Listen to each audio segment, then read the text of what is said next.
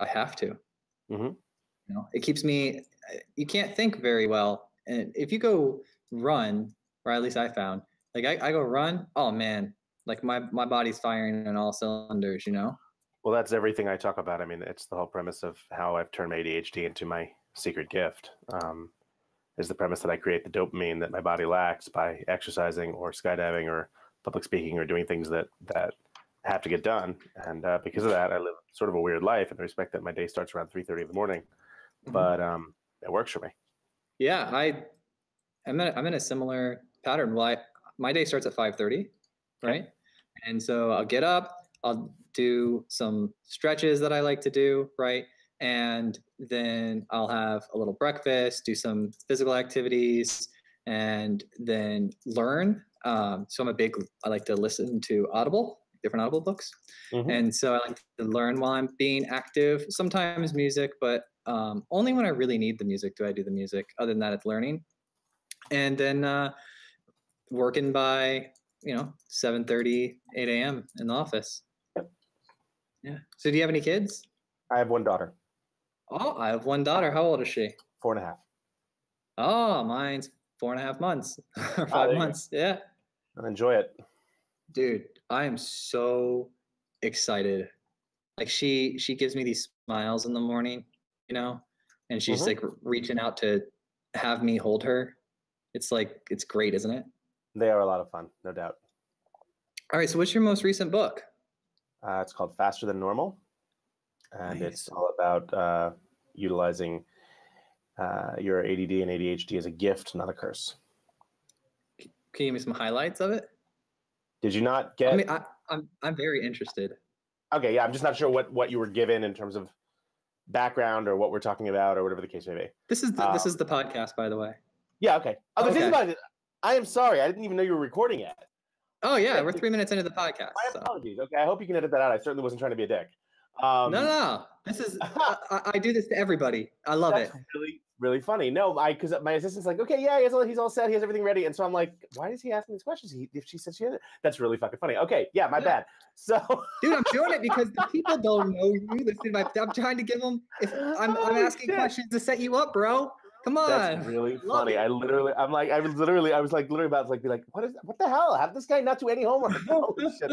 I'm so sorry. Okay, yeah, Faster Than the most recent book is called Faster Than Normal, and it's the basic premise is I spent my entire life with ADHD, but when I was growing up as a kid, it was sit down, you're disrupting the class disease, right? Mm-hmm. And there was no drugs for it; it didn't exist. And so for me, I realized that all the shit I was doing as a kid was really my way of self-medicating. Whether it was talking out in class, making jokes, getting in trouble, whatever. I was looking for that dopamine. I was looking for that hit that I didn't have and figuring out ways to stay focused and energized. And about, 15 years ago, I realized, okay, I have a name for this. It's called ADHD. And now everything makes sense, right? There's a reason I became a skydiver. There's a reason that, most people, they go skydiving, they jump once, they're very happy. They go away. Now I have, 500 jumps on my belt and I'm licensed. Other people, I did my first 5K. Now I train for marathons. So it's like an Ironman triathlon. I've done 2 Ironman triathlons. So it's like I have that all or nothing mentality, or as I call it, my 2 speeds are namaste and I'll cut a bitch. And so, yes, obsessed, dude. I love it. Exactly. So for me, it really is about my early morning exercise, all this stuff that people think is crazy actually works for me, and it turns out it works for a lot of other people. So I launched a podcast about 2 years ago called Faster Than Normal, where we interview people who have done really well utilizing their ADHD as an advantage, such as, we've had Tony Robbins, we've had Seth Godin, all these people who use their ADHD and believe that it's one of the reasons for their success. So from that, the book Faster Than Normal came out, and the basic premise behind Faster Than Normal, unlocking the gifts of the ADHD brain, is anyone who has ADHD or who doesn't and just wants 3 hours of their lives back, if they do what people with ADHD do to master their time, they will get that time back. You have to understand yourself. You have to understand what works for you. You have to get your brain in the right mindset. All this stuff has to be done every single day. And it sounds like it's, sort of a crazy scale. Oh, you get up at 3:30 in the morning. What are you, a farmer? No, it works for me, because I have like I said, I have a 4-year-old daughter, 4.5-year-old daughter, and I'm a single dad. And so the days that I have her, I'm pretty much, I'm doing my thing. And if I need to work out, which I do, I can't say, oh, I'll go for a run, just leave her home. No, no such luck. So I make sure that I get my workouts in super early before she wakes up. I bought a Peloton bike, which has changed my life. Oh And so yeah. I'll be on the bike at 3:30 this morning. I was on the bike at 3:45 this morning. I rode for about a little over an hour. I didn't have my daughter this morning, so I rode on the bike. Then I went to the gym for a 5:30 workout, lifting and running, and it's that's what works for me. And everyone thinks I'm crazy, but no, it's all good. Dude, that is I had Jenny when I gave the task to Jenny, right, who's the producer that set this up, the coordinator. Mm-hmm. I said, "Hey, look, I want to find people who are cool. Like I want to find people that like I would hang out with, right? Like go find those people for me." And when she was reading about you, she sent this is how I found out about you. She sent me your profile. And I read about you. I was like, "I want this guy. This guy, he gets up early. He is, your background about joking in class and everything like that, very similar to me, highly productive. I'm always going for the next stage, right? The next big thing. Like we're putting on a world tour right now. That's what the Microsoft call was about. And robots, flamethrowers, all this crazy stuff, drone swarms. It's just unbelievable. So I was super, super drawn to you. And then I was reading all about your past. And then I actually get emails from something you founded like all the time, the Help a Reporter Out. How'd that happen? So when you have ADHD, you talk to everyone. I mean, if you're on a plane next to me and we're flying somewhere, unless you fake your death, I'm going to know everything about you by the time we land because I'm interested. I'm curious. That's what we do. And so over the years, I just met people. Right? I have a Rolodex the size of a horse. And, between my ADHD and running a PR firm back in the day, I just talked to everyone. And so over time, reporters who knew me, Peter, everyone, I'm doing a story on blah, blah, blah. Who do you know? And I'm like, oh, let me see who I could find. And that started taking time and more time and more time. And then probably, 2007, I got a email from a reporter, and they're like, I remember trying to remember the story. I'm doing a story on Nigerian farming. Ooh. And someone told me that you have tons of friends that are sub-Saharan soil experts. I was looking at the phone like, what? Yeah, okay, sure. And like 12 hours later, I found a friend of a friend of a friend of a friend of a friend at USC who like was a geologist or whatever. But it's like it took all day, right? Like there's got to be a better way to do this. And so I launched a little Facebook group with the premise that I just help people because that's pretty much everything I've ever done is based on the premise of I'll help people. And one thing led to another. Within 3 months, we had 50,000 people. In a year, we had 250,000. The company was acquired 3 years after I launched it. Nice, man. That's something to be super, super pumped up about, super excited about. I was very proud. I was excited, and I felt really good about it. And then so after you did that, you're like, I'm just going to write a bunch of books and be awesome and do the speaking all the time. Or were you doing the speaking? No. I mean, I was doing the speaking already, but so now I write the books, I speak, God, what else do I do? I focus on, I have a mastermind group of about 200 people called ShankMinds, and I like to help entrepreneurs grow. When I first started, I had no idea what the hell I was doing. My parents weren't entrepreneurs. I started this whole thing on my own. And for me, it was really about seeing what I could do and seeing how I could do it. And so I built, everything I've done, I built on my own. And I didn't really have any guidance. I'm like, there's got to be a better way to get, what wouldn't I give to have a group of people who would guide me? But there wasn't anything like that. And then when it was funny was I sold the company. I got all these. You should join my mastermind. It's only $50,000 a year. I'm like, bitch, if I had $50,000 a year to blow on your mastermind, I probably wouldn't need it. I'm like, where were you people charging me $50 a year or $50 a month when I needed work? And so I'm like, I got to do a better job of this. So I launched ShankMinds. It charged roughly the equivalent of 9 or 10 lattes a month. And it comes with access to me and access to 200 really smart entrepreneurs who are in this group. And yeah, I'm glad I'm doing it. It's a wonderful way to help people. From that, I launched an accelerator, which is for people who are doing, past the beginning entrepreneur phases. That's going well. So I'm having a lot of fun between ShankMinds and Faster Than Normal and my speaking, my book writing, and my 4-year-old. I'm staying busy. Well, another thing that's super exciting is the passenger taxi drones I saw on your site. Oh God, yeah. I'm not personally doing passenger taxi drones. So those were there because I did some work. I did some work for a company called Huawei. They're an Asian company that out of China that is the second largest handset manufacturer in the world, and they are doing tremendous stuff with 5G. So yeah, I got to play with some taxi drones. That was pretty fun. But unfortunately, I do not own one yet. Yet, because you definitely will. Oh, I definitely want a taxi drone. Yeah, that should be something How in my many? apartment. So is it a single passenger? Yeah, it's a single person one, correct? Mhm. So it's like solo. So you just get to be Peter up there. Like, oh, Pretty I'm much. Peter in the sky. That's like what That I'm would make doing me right very now. happy. Well, Yeah. considering the fact that I skydive, it seems like a fitting next step. Yeah. So I'm a big fan of, and you may think this is like the fake skydiving, which is cool, but I love it. My wife and I go like every 2 or 3 Wind weeks. tunnel. Is that what it's called out there? The wind. Yeah, it's called like iFly. The wind Yeah, I fly tunnel. to wind tunnel. Yep. Oh, okay. Yeah. You do that? Yeah, I've gone many a time. I have a lot of friends that work there, and for someone, it's a great way for people who are real skydivers to become more proficient in the sport because you figure I can get 10 minutes of tunnel time that's equivalent to 10 skydives. Oh, it's so much fun though. Oh, that's how long a real skydive lasts, is about a minute. A real skydive, that's what I'm gonna. Yeah, well, the free fall part anyway. Yeah. So I'm doing about like when I go, we do 5 minutes each. Okay. Yes, we do 2 sets of 2.5 minutes, and we Makes have like sense. an instructor in there. He's like teaching us. I'm like doing spins now, right? Mm-hmm. So I'm turning my hands to the right and left, and A like lot of doing this. fun. Oh my god, it's so much fun, Peter. Like I Yeah, tell it's pretty cool. people, everyone I run up to, I'm like, you've got to go do this because it's a dream every kid has to fly, and you can go do it for like Well, it's $100. funny. It's funny you mention that because that's a lot of all my talks are about exactly what you're doing, which is you become sort of that ambassador for iFly, right? Because you love it so much and you want to make other people do it. That is the best possible kind of customer service out there. That's the best possible PR. It's the best possible marketing. No one believes how great you are if you're the one that has to tell them. If you have other people telling them, well, shit, there you go. Means 10 times as much. So if I have the option to be like iFly or be like wind tunnel and because I didn't even know it as a wind tunnel. I knew it as iFly, right? That's how good it was. So if I can have these evangelists out there talking about the product or being pumped up, you're saying that's more effective than just a press release. You think?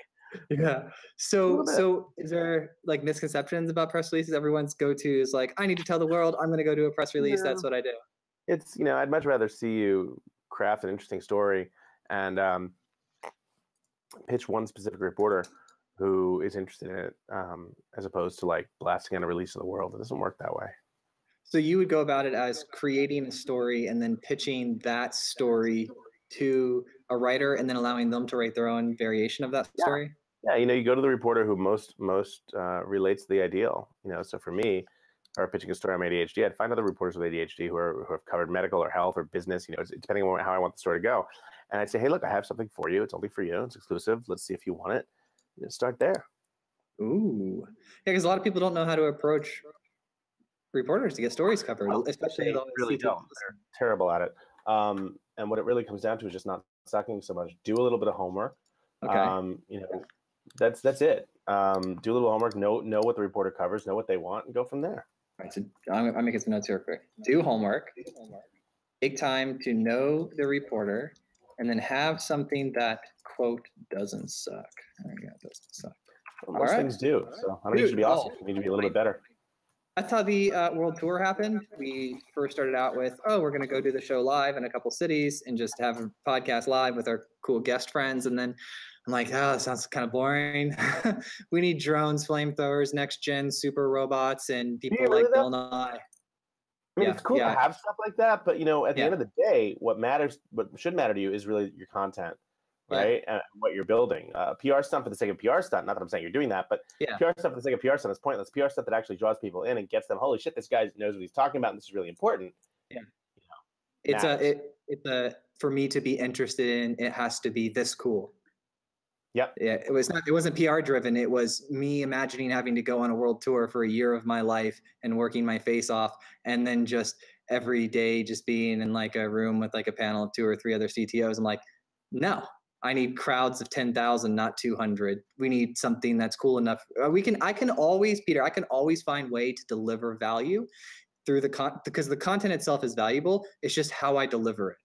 in the people I bring on board and how we deliver it together. So if I was going to go through that amount of effort and through that amount of work and spend that much of my life on it, I said it has to be something that I'm jumping out of bed excited to do every day. And for that, drone swarms, flamethrowers, super robots. Have you seen the Boston Dynamics has these crazy robots that can like run, open doors. You can try to kick them over. Yeah, we're bringing those on stage for like 15 minutes, like show and tell part. It's a 90-minute event. Yeah. You want to come shoot the flamethrower, Peter? No, I can't say I would not enjoy that. I would probably like that a lot. Yeah, and I'll let you, well, I don't know because the robots are like millions of dollars, but I'll ask the guy if you can try to kick the robot over. I would love to kick the robot over. I've seen video where they try to kick like these, and it's like almost like kicking a dog, and I never want to kick a dog, so I would certainly give it a shot. Yeah, kick a metal dog or just a robot. We'll call it a robot. Dude, and then they had one that was like doing dishes and stuff. I'm like, this is crazy. It could like take a dish out of the sink, and I'm like, you have $1 billion machine that's like could do anything in the world with, and you have it go clean a dish off. That's amazing. It's funny because I live in an apartment that's entirely IoT, from lights to shades to locks to cameras, everything. And to me, it's really. I grew up in the '80s where that shit was sci-fi. And to see it happening now is pretty awesome. It excites me for when my daughter's in her 30s, 40s, 50s, what's she gonna have out there? Dude, I think about that like every single day. I was talking to my wife. I said, "Hey, you think we're gonna have to get her a car, or you think Uber's gonna own the market and everything will be autonomous? You just tap a button." God, it's not Uber. Right? But I hope to God it's not Uber. Let it be Lyft. It'll be Lyft. Uber's just not a nice company. This is like the 5th time I've heard this. They're not. They're an evil company, and I don't believe that they've improved ever since they got rid of their old CEO. I believe that that's ingrained in them, and I've yet to see anything that's shown me that they're making any kind of difference or change to try to become better. The culture, it just takes on the owner, and then it just permeates throughout. So important. Exactly. What's your IoT platform? What are you using to control all your devices? So I use a little combination of everything. I use SmartThings along with Alexa, and then I have my shades are controlled by. They're made from Hunter Douglas, and so a bunch of different things, but they work. Does Alexa control the shades? Yes, everything. Oh, so she's interfaced with all of the stuff. Yeah. Like we have her in the office. She can turn on our Christmas tree lights. Just a random afternoon project. They shipped you the Alexa and they shipped you this with it free, this outlet control. And so I named. I have a bunch of those. Those are fun. Like again, all the lights, everything. What's great for me is with the ADHD, waking up that early. When I wake up, my lights are already on and my shades are going up. It's kind of hard to go back to bed. Do you get music going? Well, when I work out at home, I have the Peloton, so that sort of takes care of the sound. No, but like I want to be the voice that wakes you up. No, the voice that wakes me. It's funny. You can change Alexa's name, so I've changed Alexa in my world to computer in the bedroom and Alexa in the living room, and it's I think it has like 3 or 4 choices you can make. You can change the name. That's amazing. Call it computer. I didn't. This is actually news for me. Yeah. All right. So, but I want to be like a narrative voice, like Peter. What's up, buddy? Get your ass out of bed. You got to change the world. You can. If you're passing the machine, you can actually turn the top of the Alexa knob to shut the volume down. So when you recommend it to do something, when you tell it to do something, if you don't want anyone to know that you've done that. So I go to my ex-wife. We're still very good friends. I go to my ex-wife to pick up my daughter, and as I'm walking out, I'll go past the Alexa and I'll mute it, and then I'll say something like, "Alexa, set an alarm for 3:15 a.m. tomorrow," and then I'll turn the volume back up. Yes. And so it's she never hears something like, "Okay, I'll set an alarm." She just doesn't. And so then of course 3:15 comes, and like 3:20 I get a text as asshole. So it's fun. I love it. Do you have Alexa in multiple rooms? Yeah. Okay, so I have it hooked up, and I have one at my office, and then I have one at my home in the kitchen, and I can play music onto the home kitchen one. Like I could say, Alexa, play on my home kitchen. Yeah, you can set them all up. I mean, it also goes with Sonos and all that. Yeah. So my wife, like, we play a game where, like, when she wants me to come home, she'll play Michael Bublé "Come Home" like on my Alexa, and then sometimes I'll creep with her, and she'll text me about something, and I like send her like a "Don't Stop Complaining" song starts playing. And it's just a lot of fun, these little Alexa wars. So yeah. All right, so what's getting you pumped today? What is like Peter waking up for and is like, oh my god, I'm taking on the world and we're making this happen? What is it? I got some speeches coming up in Vegas, in China, in Tokyo, in Delaware, randomly. I got, what else am I doing? I'm doing a bunch of stuff. I got another mastermind going on. I have another, I'm doing an event in June at ShankMinds.com/NYC. It'll be the largest one we've ever done, about 110 people. I'm looking at getting keynotes laying down the keynotes right now. So I'm staying busy. I'm having a lot of fun. How do you get the China ones, the China and Tokyo ones? Just people I talk to. Nice. I literally I met people on planes, and that turns into a keynote. It's all about talking to people and not asking for anything, but seeing what you can give. Beautiful. And then bringing value, right? Yeah, of course. Like bring value to people, and then they feel like this overwhelming sense to return it. So my sister just got back from China. She's living there for 4 years. She's fluent. Very cool. Yeah, it's an amazing country. Yeah, she had a lot of fun, and they I didn't realize how large they were. So if like aliens came to Earth, they would say we're Chinese because there's the most Chinese of any other race. Oh yeah. All right. So then you say you have a mastermind. Is the mastermind not a persistent thing? Is it cycle like quarterly, or what is that? So the masterminds we have there's two parts to it. The online mastermind is a online group with weekly digital video meetings, and then there's the in-person version, which is about 2 to 3 times a year, and those take place all over the world. We're currently in New York. We've done them in LA. We've done them in Toronto. We've done them in San Francisco. We've done them in Miami, things like that. And is that the one that's in New York City next? Yes, that's in June, and that's at ShankMinds.com/NYC. All right, so you can still get in on that? Oh, yeah. You want me to come hang out with you, Peter? Love it, man. Are you sure? Yeah, I'm coming. Totally. I'm coming, dude. Check out. If you're in town, I'd love to see you. Yeah. What is the Geek Factory, man? The Geek Factory was my original public relations firm, and it was right now. Once I sold the PR firm, I kept the name, and right now it's just the holding company for my new ideas. Nice. Do you know what our tour is called? Geek Night Out. I love it, dude. The Geek Factory has to help the Geek Night Out. Seriously, right? Right. The Geek Factory, it's really not public. It's not public anymore. It acts as from a business perspective. It's easier than having to start a new company every time I have a new idea. Which is a lot. Why do you choose when to actually take action on them? They all flow through your head all the time. There's millions of them. How do you filter to be like, that's the one? I don't. Usually if they seem like fun, I start them. I'm very, I started Harrow, came up with the idea on a flight in the airport in LA to Houston, came up with the idea, called a guy in Houston when I landed in Houston to help me build it. It was built by the time I landed in New York City that night. That's sort of how I do everything. Perfect. What's the most recent one you did?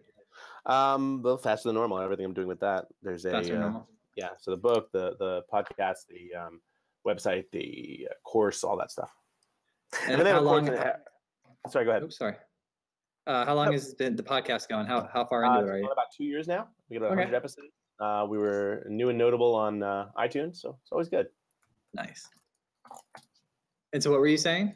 I was saying, one last thing I did just for fun, because everyone kept asking me how to get, you started Harrow, how do I get pitches? How do I get press? How do I get press? So I built a Master the Media course as well. ShankMinds.com/master-the-media, designed to help people, basically all the lessons I learned while running Harrow. Really? That is exciting. I'm gonna check that out too, because we're going through this whole thing right now where we're learning how to get media and talking to people. The easiest way for us originally, or so far, is the local aspect, because I'm a native in the town that we live in. So the fact that what we're doing is coming out of a retirement/vacation town is actually kind of interesting to the residents of the town, right? Cool. So we found that angle to be kind of cool, and at least locally they picked it up really, really fast. So now we're just exploring and looking for good resources. So I'm definitely gonna check that stuff out that you mentioned. Cool, very cool.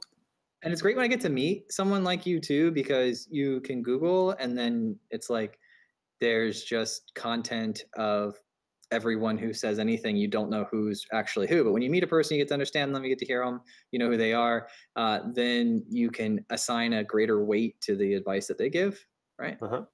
True expert validation. You're the expert. I appreciate that. Yeah. All right, man. So yeah, this is super super exciting. I was so happy to talk with you. I was like, you know what, this conversation is going to go fast, right? So some people talk slow, some people talk Happy to do it. fast. Yeah. So I was like really excited. I was like, we're going to pack a lot of value into a nice period of time, and we absolutely did that. I'm glad to hear it. Always happy to help. All right. So Peter, if people want to find out more about you, how would they do that? Yeah. So my life is I'm at Peter Shankman on all the socials. ShankMinds.com is the mastermind and the courses, and then fasterthannormal.com is the podcast and the book. Oh, so exciting. I'm going to check it out. I'm super pumped, dude. All right, man. Okay. So it's really easy, right? The way we end